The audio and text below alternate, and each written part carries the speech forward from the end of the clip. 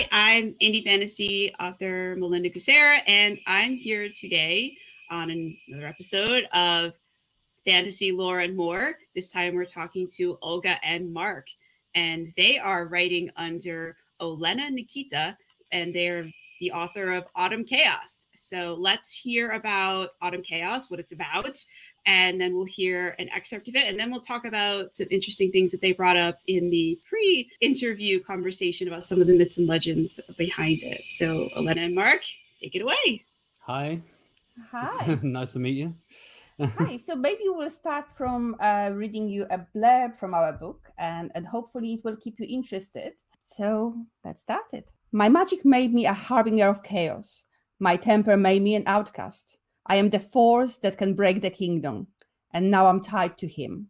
As strange monsters terrorize the land of Cornovii, the life of an exiled mage is thrown up into turmoil when a half-dead warrior is brought to her door. With no other choice, tapping into the depths of her magic, Lady Inanuan of Thorn inextricably links her life to the Captain Marcach of Lieth, pulling him away from the jaws of death. However, the witch learns that no good deeds goes unpunished, not even if you are friends with the forest god. The body count rises, and soon Ina must use the forbidden spell once again to save the captain's best friend, Saren. And the connection her magic forges with both men awakes not only the dark desires, but also an ancient bloodline that creates an intense rivalry, threatening to break warriors' friendship. Unwilling to give up her freedom, Ina must follow the clues to uncover the truth behind the plague of monsters, and while she struggles with unwanted passion towards two men, but will the witch who doesn't believe in love be able to deny her feelings as she attempts to clear her name, or will the kingdom fail before she can solve the mystery? And that's the blurb to the book. Yes. The Black Forest hadn't gained its reputation just from the thickness of the vegetation. While the dense foliage caused deep shadows, it was also full of poisonous plants and animals much larger than you expect them to be. The Leshy, the trickster guardian of the forest, gave sanctuary to many creatures and spirits rejected by the rapidly expanding world, and ensured no members of the civilized races encroach his domain.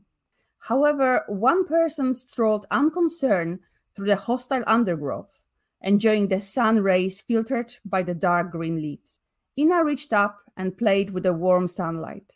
Shadows created a pattern on her skin, and adding a bit of magic, she formed the shape of a viper's head, raising from her forearm. One of the three branches reached for her, dark wood stretching out, trying to tangle with her copper hair. "Oi, behave," she said, swatting with it with a laugh, and the giant oak trembled when chaos-fueled flames consumed the illusionary snake. Her carefree manner and random display of magic were out of place, and Ina often wondered what people saw when they looked at her, and whether she even cared anymore. Exile was difficult for the single woman, but life is life, and one have to eat. For now, she wandered through the forest picking herbs and some very special mushrooms. The potions she created out of necessity, and for fun, always contained a bit of light entertainment on the side. The wildwood was full of life, a variable cornucopia for someone who knew what to look for and could find a path in almost impenetrable foliage. After 10 years, she knew every stone here. She peered down into a brimming basket and nodded with appreciation. It hadn't taken her long to gather all she needed today.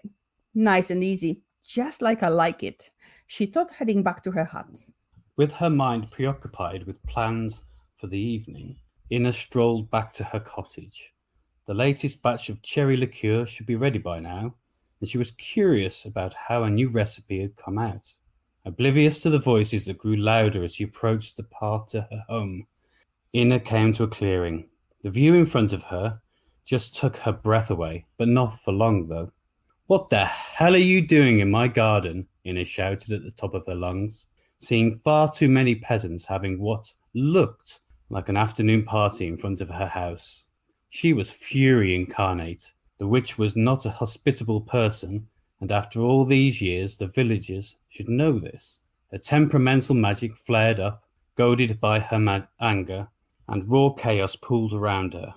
Golden eyes looked at her from the rim of the roof in silent accusation. "See, See what happens when they are not afraid of you. Her cat's disdain was palpable. As Ina looked around, committing each face to the memory, she spied a bottle in one of the village's hands. Her cherry liqueur.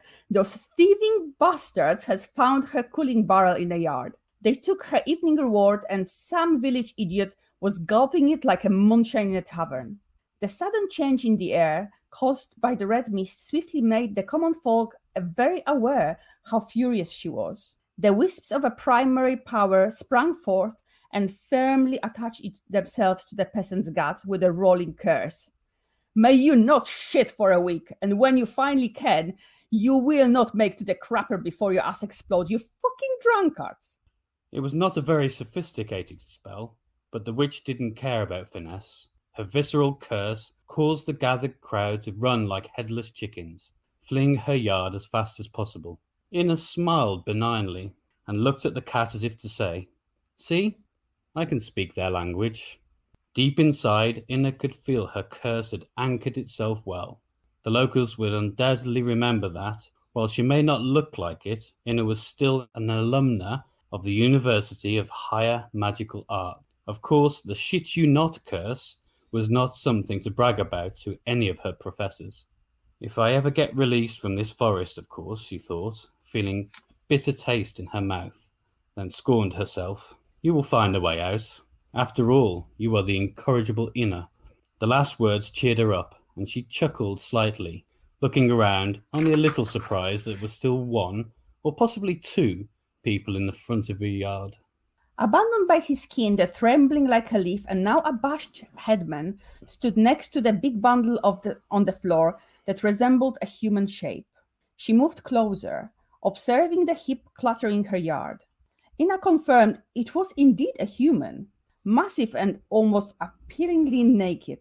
If not for the fact he was covered in blood and his pale face meant he was knocking to the Navia's door. The afterlife probably looked better, much attractive in his current state. "So, what is going on here?" she asked. The sweet saccharine voice, an attempt to be pleasant and soothing, seems to cause the headman to go through the speed version of her course, as he now looked like he is ready to soil his pants. "Lady, we found him in the forest. There was blood and others. People, that is. But they were dead. This one still breathes, and his armour had gold in it. So we thought... The man stuttered. He looked like his legs would buckle underneath him. But worse, she didn't like the way this was all heading. The man on the floor looked like a warrior, not a bandit. And he had golden armour. That meant nothing but trouble." "Headman, where might his armour be?" Ina asked, as it suddenly dawned to her that the man at her feet was wearing nothing but the bloody breeches. We took it off so we can breathe easier." The headman was getting redder and redder. Ina thought he would pop a blood vessel in a moment.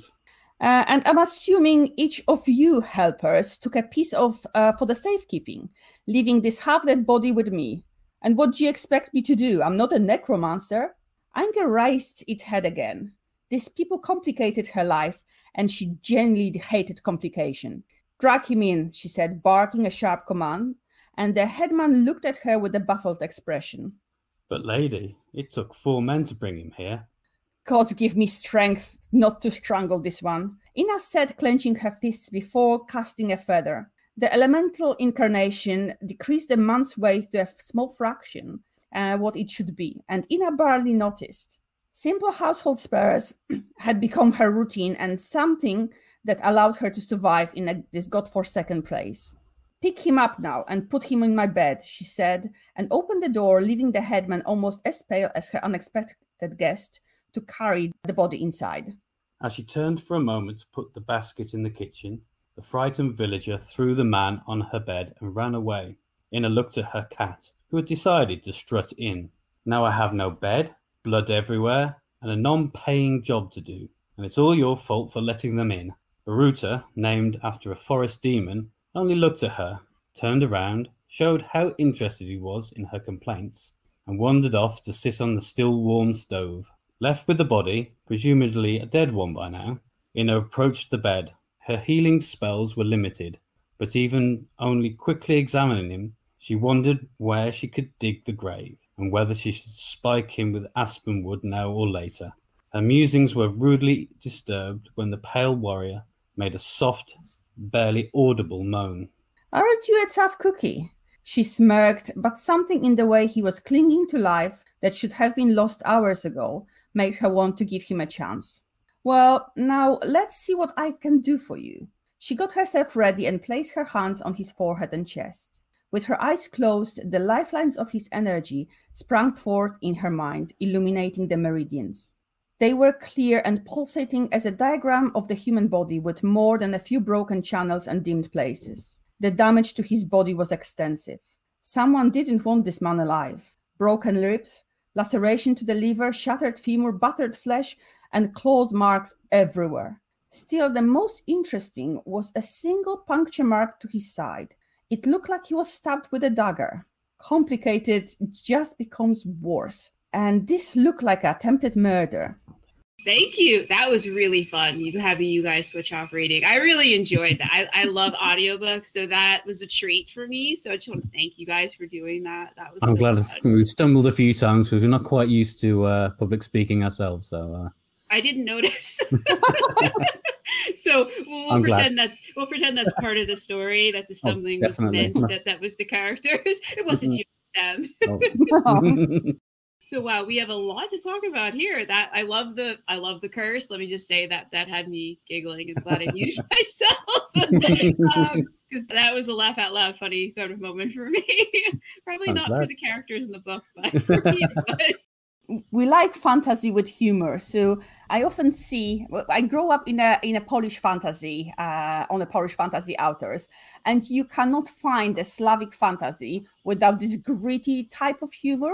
And when I started reading the English fantasy, especially in English language, I found that actually it's wonderful, but in a humor department is unfortunately lacking, except the humor like a Terry Pratchett or maybe the Xan series. Everything else, especially when it comes to the epic fantasy, is overly serious. And we wanted to do something else. So that's why you have this not so sophisticated curses and a little bit of the Polish grittiness in it. No, I mean, we've both lived sort of quite interesting lives, and we've both been in situations where dark humor sort of saves you. Olena's a consultant in the ER, so she faces that every day, and I was involved in the first Gulf War, so dark humor sort of is part of our life. So you never go through a bad experience without laughing at it at the time. So we wanted to put that in our book. So you may like the epic fantasy, you may don't like the epic fantasy, but one thing we are sure of, that the injury detail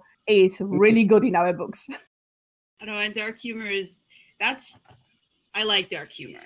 I think I like it more than I like the comedian version of humor. Like, there's something about dark humor that I guess because it's usually pointing fun at like the human experience, but in a way that's like maybe more tongue-in-cheek than other types of humor. I don't know. Yeah, I mean, it's all very tongue-in-cheek, but it is on the sort of darker side of life because we know what it's like. We've had bad things go on, and you have to face it with a laugh. Yeah. And also, if you look at our main characters in the books, they are in their 40s. So we, out of teenage angst, there's still a lot to learn, but it's not the introduction to the adult world. So we have characters that already live their life. They go through the various sorts of trials and tribulations, and they learn just the life is as it is. You just have to take it. You have to go on. There is not much to think about because, the situation overwhelmed you almost day in and day out. And actually, you just laugh it off. You plow it through and you welcome another day with a smile. I like the fact that the characters are older because I get tired of reading fantasy books where the characters are teenagers. I'm not a teenager anymore. No. I can't relate to that anymore.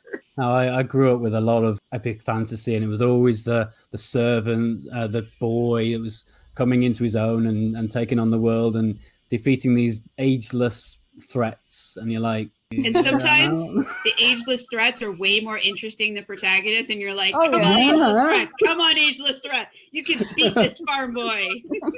Yeah, I can't be the only one who was rooting for the bad guys in some of those books because they were just better characters. I've had a few where I've I'd really like the bad guy to win. I think what was the one that was on Netflix recently? Shadow and Bone. Shadow and Bone. Oh my God, we wanted the villain to win so bad. He was so charismatic. It's like, oh my God, he's great. I've not seen that. I haven't read the book either, but I will take your word on it. Now I might want to see that. In Autumn Chaos, you can, except the gritty humor, you can find a bit of murder mystery. Ooh. Definitely a romance on a spicy side with the adult themes, because, we don't shy away from the adult activities. There's not a lot, but what there is on the adult side. On the adult side. So how many chili peppers does the spicy scenes get? The romance thing has that scale of chili peppers I've been seeing everywhere. So this book gets 2. 2, okay. Yeah, 2 from our readers, but the whole series is more on the 4 side. It's because it's a 4-book series. So this book is very much the introduction to the 3 main characters. It's a slow burn romance, so we're not jumping straight to the romantic conclusions. And that's why it's not too much of it, and it's more on the developing the actual emotional side, but more the action progressed, more peppers we get. But they are adults, so they don't shy away from the physical side. But it's justifiable by plot. I don't like the grudges things just to sell the book. So if we have any physicality, whether it's an injury or whether it's a romantic part, it's always firmly incorporated in the plot, and it pushes the action forward rather just being there as a pit stop to satisfying some tastes. That's good. Now you mentioned there's 3 main characters. So we've met one, and I don't know if the Wounded Knight that we met is another one or if we haven't met the other 2. So let's hear about who are the other 2 characters. You don't have to give away spoilers unless you want to. The 2 male characters are Soren Garel. He's an Eastern warrior, and he is a very interesting, quiet soul. And there's also Mar. Soren is a favorite by our readers for almost all first book. He's based, if you think about it, if you're trying to picture him, think about Mongolian warrior. So that's this type of character. He is very stoic. He is very logical, very reasonable, but in the same time, he feels very deeply and have a poetic side in him, and he's master swordsman. Marcach of Lyat is the scion of Dukedom of Lyat, so he's the noble son that is currently leading the King's Guard, and he's the body that gets dumped in a doorstep. And Mar have a very hidden side that we won't revealed at the end. Exactly. So we won't give you spoilers, but he's a very complex character. So it's a very Shrek Onion type of character. So is it a spoiler, or how do we meet so we met 2 of them. How do we meet the third one? Or is that a spoiler? It's not much of a spoiler. We do meet him quite early on. He's in the sort of next scene. She saves Mar's life. Both of them life. So when we mentioned the monsters in the blog, the story started when Mar and Ren comes to the forest to investigate the possible origin of the monsters. And they get attacked and they get very badly injured. So in this scene, when he gets dumped in a doorstep, you will see him on the brink of death. And unfortunately, Ina's magic is not on the healing side. So she is, as you heard, she's a chaos mage. And the chaos is a pure destruction. So she has to reach to rebirth more than just pure destruction. Yeah. So she has to reach to some unusual means. So she has to reach to the forbidden spell to save his life. And when Soren turns up, she has to use the same spell to save his life. And unfortunately, this spell have a very significant side effects, because she has to connect her life force with Which we'll leave that part for the readers to discover for themselves. Yes. Some controversy here. Getting drama in the interview and in the book. It's an important thread that runs through the 4 books. So yeah, it's her saving their lives has consequences that are very far-reached. Yes.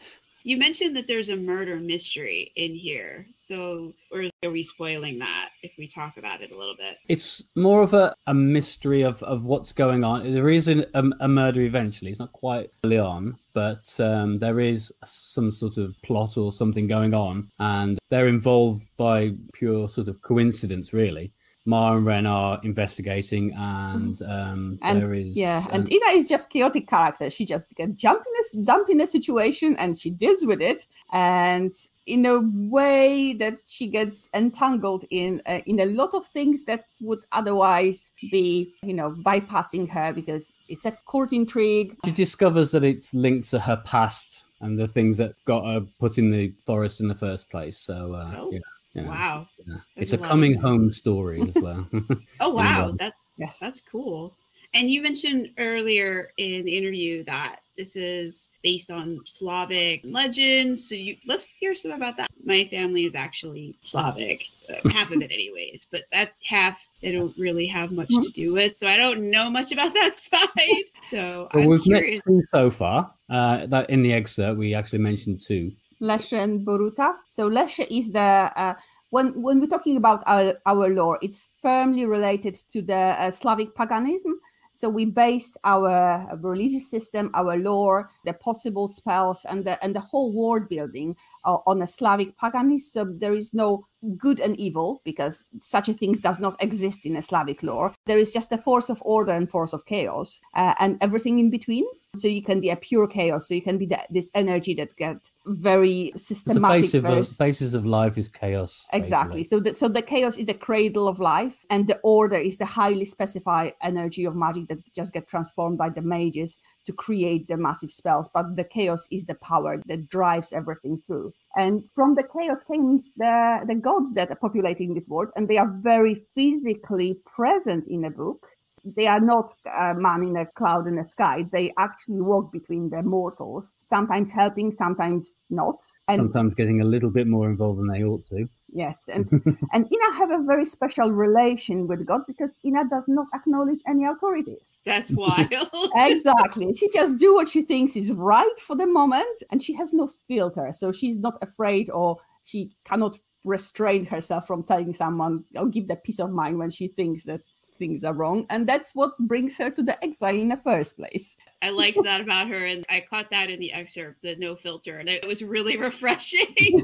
So yes, and I think that's what loads her in a lot of trouble, but also gets her out of many troubles, because with this no filter, with this impulsiveness, she's also a very loyal character. So it's one of those characters that you cannot easily get to them, or we cannot easily be their friends, but one that gives you the friendship is like forever. So they will bury the body with you or do anything that is needed. So she is this type of character. Mark character is more like firm leader. He has to lead the army when he was very young. He has to lead the palace guards. He has a lot of responsibilities on him. And he was one of those characters that, had to grow up very young. Yes. Was forced to by family and circumstances. So he basically takes a lot on himself, and he feels responsible for almost everyone. Ren characters feel very much detached, because he came from different country. He found a refuge in Cornovii, in the country that we based our stories. And with this detachment, it's difficult for him to form the connection on the friendships. So he's a friend of Mar, and Mar is basically his only friend. And in the course of the story, he starts building this connection with other people. And when it comes to the lore, you can see it very entwined in whole story. So we mentioned the gods. Through course of the 4 books, you will get meet a few of them. Some good, some bad, some very tricky. You also encounter a lot of Slavic monsters. So Mamuna? Yeah, that's not in this book. No, it is different. But for example, Ina's nickname is Striga, because of the charm of her character and the very sharp tongue. And so yes, you encounter a lot of Slavic demons, a lot of Slavic settings. So if you think about the Cornovii itself, the name is based on the ancient name of Cornwall. So, really? Yeah. It is, yeah. Oh, wow. I could sneak something in there. Yes. And we've sneaked a couple of Cornish legends in there as well, but I'll keep those secret and hopefully people will notice. Oh, so you can't speak of those because that would be a spoiler. I'm just being cheeky. They're not spoilers, but I slipped them in without my co-author's knowledge. Oh, more drama in the studio. Oh, of course. When we write the story, I'm the main plotter. So I'm writing the first draft, and Mark enhance it with a male point of view, battle scenes, and we're just discussing, how the plot progress. So if he sneaks something in, I believe he sneaks something in. but the base of the books is very much based on Poland, so the country I came from. And if you think about the geography of the kingdom itself, the location, the Black Forest, that is a settlement of the Leshi, the forest god, and is inhabited by the various mythical creatures. On the other side, you have the mountains of Lyath. So it's a very rich kingdom and a very rich in culture. The thing I think we did really well is the main capital, Osterrad, is very multicultural. So we didn't base the capital on wealth, on nobility or military. It's a merchant city. It originates from the merchant city. So if you think about, it's a cauldron of everything. Yeah, the actual country itself is very trade-based. So they have a lot of influences from different cultures, races, and they are mostly welcoming. There's a few not as welcoming, but it's on the whole, it's quite welcoming. So we don't have a racial tensions as such. It's very much like, if you can buy and sell and don't cause too many trouble, we're fine. And I think that really portrays well the Cornovii itself. And our readers loves it a lot, that you can find almost everything, every race, elves, orcs, kobolds, goblins. Shifters. We have shifters. We have a troll that is very smart and is owning a tavern that is very popular in the books and with our readers. Oh, wow. So in a lot of Second World fantasy, magic is either illegal, or if it's not illegal, then it's something that's frowned upon or looked down upon. It doesn't sound like that is the case in your book. It sounds like magic is just, it's a thing. Some people use it, some people may not, that there is maybe not a stigma against it as exists in other Second World fantasy books. Yeah, no, there's no stigma against magic. It's very much part of life. Yeah, but you do have to be born with the talent. But several are. They have a university for the higher learning of mages in the capital, and features quite heavily. The society, although it's divided by the magical and not magical users, there is no difference in status. So you may be a mage, you may be a non-mage. It's very much based on your talents, your family, the money you have, rather than whether or not you have magic or not. If you think about our magical system, I based it on, as I said, on the Polish understanding, the Polish pagan understanding of magic, and also on the entropy, so the scientific take on the magic itself. So we have, as I said, two spectrums. So you have the chaos and you have the order. The chaos, where the magic takes its origin and is pure, unfiltered, very raw, very primal, very elemental based, and order. Which is incredibly difficult to control, and is actually looks down upon quite a lot, and pretty much shadow banned, as they call it. So most of the magic in this world is order magic. It's the taming of chaos, with sigils and. So at the other end of the spectrum is the pure order magic. So those mages are very much like computers. They can so categorize magic, so use it into the reflowable pattern. They can basically predict the future based on how they understand the human interaction, how they implement the magic into the general pattern. We have healers, we have necromancers, we have battle mages, elemental mages, and they all have a mixture of chaos and order magic, depends, from the quantity and their own skills. But the basic forces at the end of the spectrum is chaos and order. And our Ina is a pure chaos mage. So something that is someone who is very looked down, but also someone who is born with the incredible power. And because the chaos is very much like a perpetuum mobile, so once they start casting the magic, it's very difficult to stop it.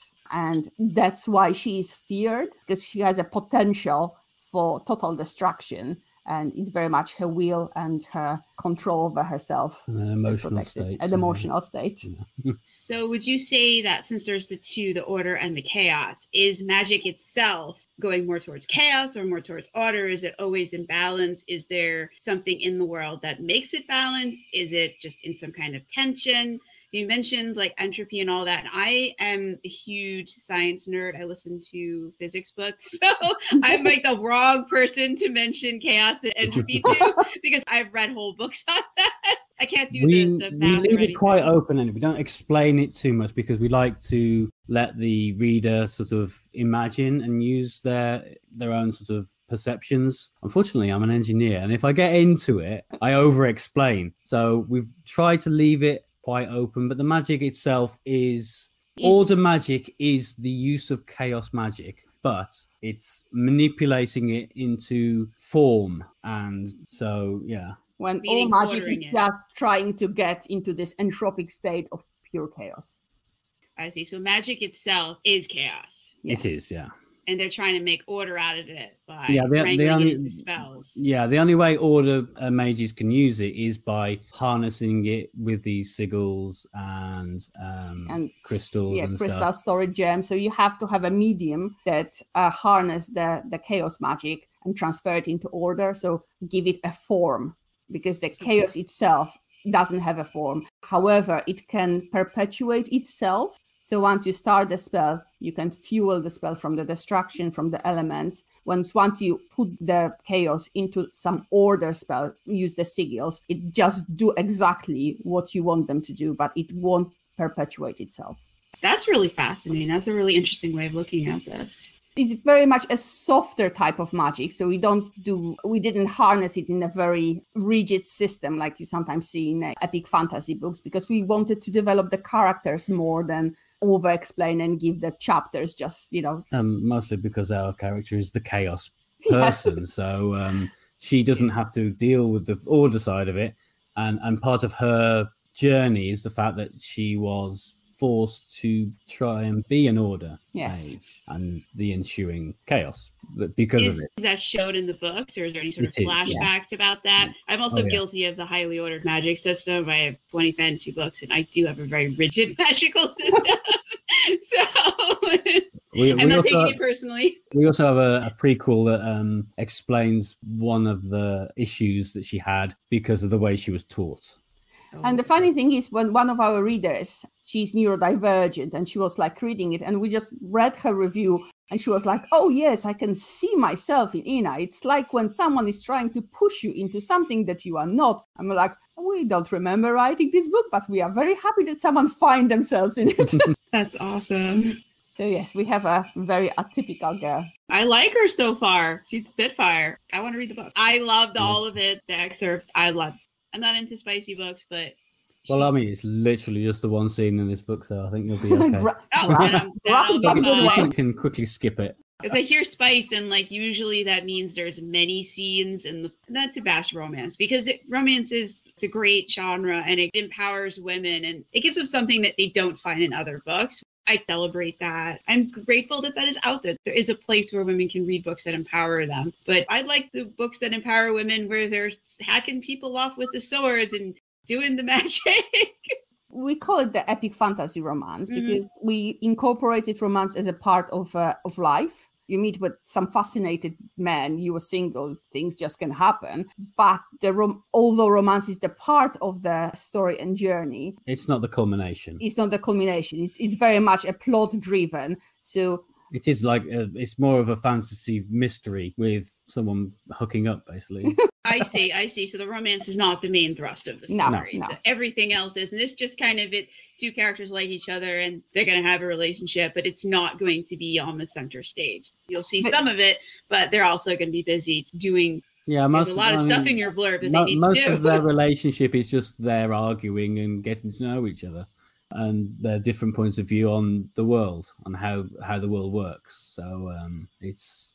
And also, growing with the trust, with the fact that Ina will never be the woman that's sitting in the house as a high lady and, embroidering the handkerchiefs, and the men learning that, you can't stop her, so you have to help her. The guys showing off their battle prowess, the military skills. We have in every single book in this series, we have major battles, we have a lot of sword fight, a lot of duels. It's a part of the journey. And the funny fact is that Ina starts as a mage. And the end of her journey, she's a full-skilled warrior because the necessity of it. And she's learning as she goes. Same as she's learning more about her magic, about her origin. She's learning new skills because she finds, situation happens that my magic was useless, so I have to use something more. So I have to learn it. So we don't have a Mary Sue that suddenly pick up the sword and know how to do it. We have all the journey. We have all the learning skills. And same with the guys. They learn how to trust each other. They build a friendship against the odds and against being fascinated by the same woman. It's a very complex and layered book. Of rivalry and a friendship at the same time. Exactly. It sounds very interesting. Is there anything else that you want to say about the world, the characters, or the book? Mainly that you may be surprised by the several relationships with the books. And we have, as I said, we have a twists and turns. We have things that are definitely not obvious from the starts or that get revealed as a situation goes. Although in the first book, it starts mainly as boy meet girl and they go with it. When you look through all the series, it's very much overreaching plot. So we go through at least 3-4 dukedoms we have involved with the 3 other countries. So practically we have a very big journey. And I think my take on it, because we submit the Autumn Chaos as our first book and the first in a series, but don't expect all explanations in the first book. As I said, don't take anything for granted because things change and evolve as it goes. And and romance develop in time. And are all the books in the series currently out, or are you working on them? We are working on the final book at the moment. I am deep in the editing process. About 3/4 of the way through, so it should be out at the end of July. So yes, we're planning the release in July. The 3 other books are already out, and yes, our readers love. With that little prequel as well, so it's 4, I suppose. Anyway. Yes. Do you have any plans for a sequel series, or what are you going to be doing after you finish that book and put it out? Well, my dear little partner here is an overachiever. She's actually writing 2 books at the moment. One is a spin-off, unrelated, in the same universe, so in the same continent, but it's unrelated to the book's characters. But she's also writing a paranormal, what was supposed to be a paranormal romance, which is now paranormal mafia. Medical. Medical mystery. Oh, wow. That's a mouthful.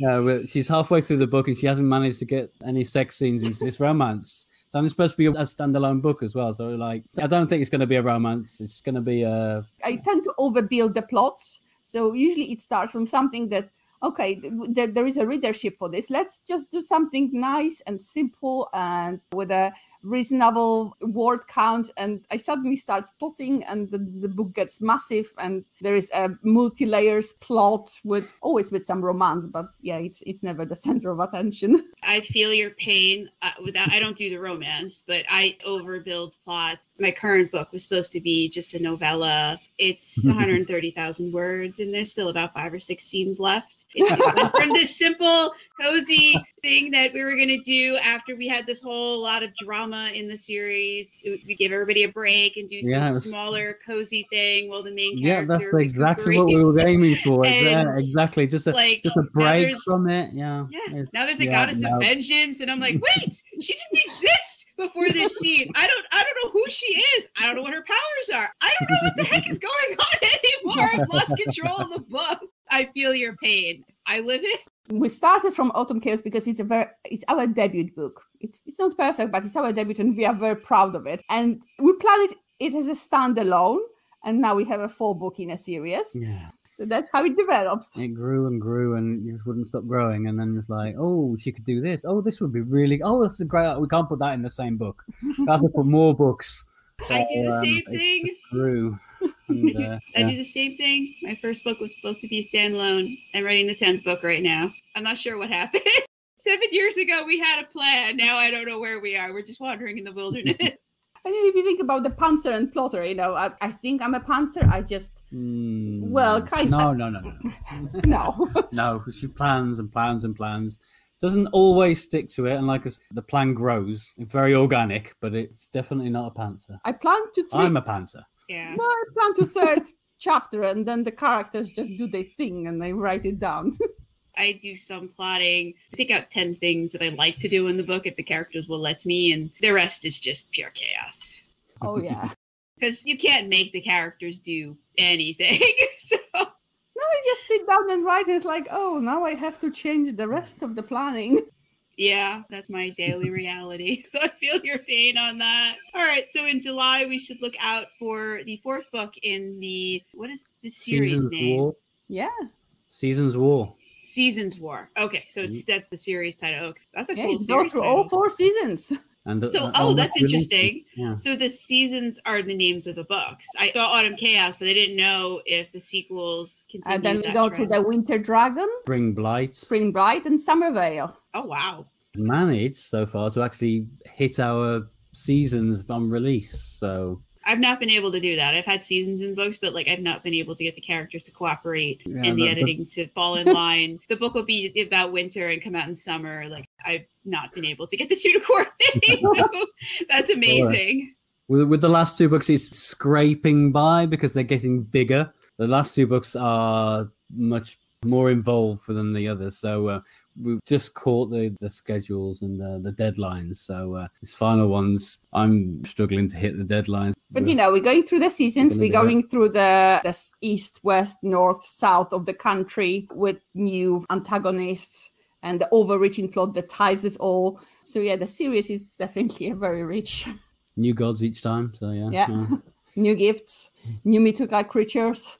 That's awesome. I love it when you can up the ante in each book and add new characters and new crazy things and add new dimensions to the magic. I love that.